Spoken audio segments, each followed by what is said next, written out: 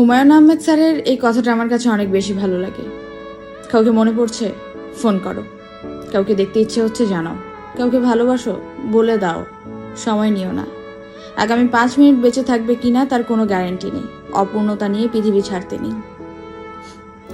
কিন্তু স্যার হয়তো জানেন না, কিছু কিছু মানুষ তার ব্যবহার, তার কার্যকলাপের মধ্য দিয়ে এমন একটা গণ্ডি তৈরি করে ফেলেছে, তাদেরকে ফোন দিতে আর ইচ্ছে করে না।